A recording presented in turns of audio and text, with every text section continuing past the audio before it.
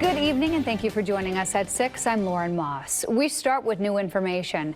A new Carlisle man is facing charges after allegedly shooting a 16-year-old riding a dirt bike. Great story now. A local 10-year-old got to meet his role model, his hero, and it was all thanks to Make-A-Wish. Take a look. Brantley from Cass County is a super fan of Luke Bryan. It's in connection to that shooting that happened right outside First Source Bank off East Bristol yesterday around 4 o'clock. People hear tornadoes, they hear hail, severe storms, they get a little heightened. This is something not exactly to be scared of, but just prepared for, right? Talk about that. Yeah, I mean, I was asking this question earlier today. Andrew, is this just the typical spring severe weather event? Yes and no. We're coming on the air tonight at 6 o'clock with breaking news out of LaPorte County. We just got our hands on the probable cause affidavit for the man arrested in that horrible crash involving 2 New Prairie United School Corporation buses. Now, as our special coverage continues tonight on the passing of Pope Francis, who died early this morning at age 88. Someone who spent a lot of time with the Pope in the last few years is former Senator Joe Donnelly, who recently served as the U.S. ambassador to the Holy See. He joins us now live in studio. So, Joe, thank you so much for being here. I know a busy day for you. Thank you very much for having me. Symbolic, almost the day after Easter in a way. He gave everything he had. Bread pudding has some Irish Baileys.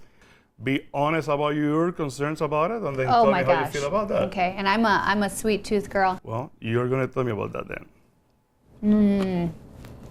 That's perfect. I'm glad to hear that. I'm gonna take the rest of this with me too.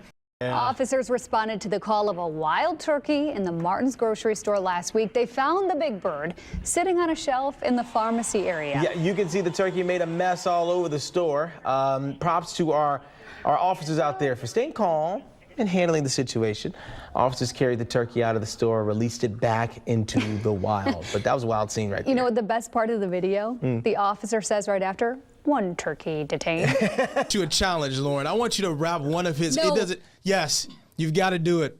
If you're looking for me, I'll be on the block. Hey, I knew she was a real one when she came and was like, Testing 1, 2, 3. 1, 2, 3. I was like, she's A1. I had the honor of emceeing the event today, raising awareness and funds for services that empower children and adults with intellectual and developmental disabilities. Tonight, a Middlebury boy is getting ready for the trip of a lifetime. Indiana Wish has a mission of helping kids all across the state who are diagnosed with life-threatening illnesses. And they chose to fulfill the wish of an 11-year-old boy with cystic fibrosis, a genetic disease that affects the lungs and other organs. But I really enjoyed meeting Carson Hunt. Take a look. 11-year-old Carson Hunt is an explorer. I found a Indian coin from the 1800s. His favorite hobby is metal detecting, and his dreams are big. The best thing I would want to find is probably a Bitcoin, and then I'd sell it because some of them are worth like 1,000. He'll need to keep searching for that one, but soon he'll have at least one wish come true. I'm excited to go on the airplane.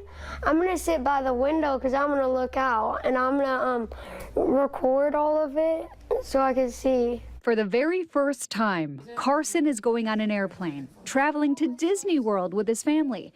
And it's all thanks to Indiana Wish.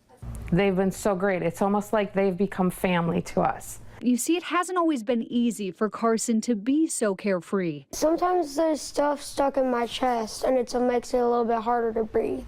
He has cystic fibrosis. It just means so much to us.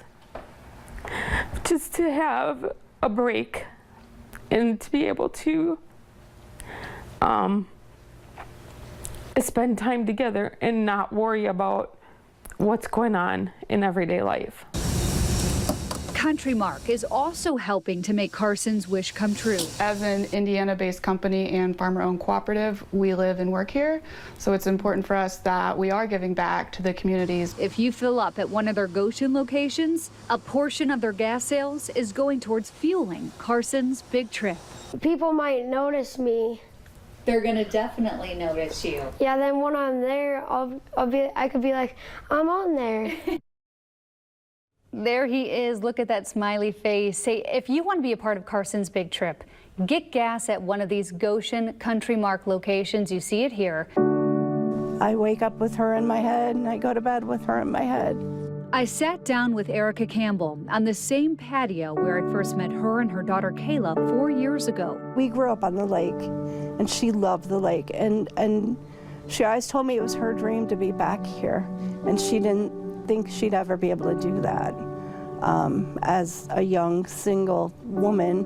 But like most things in her life, Kayla believed she could, so she did.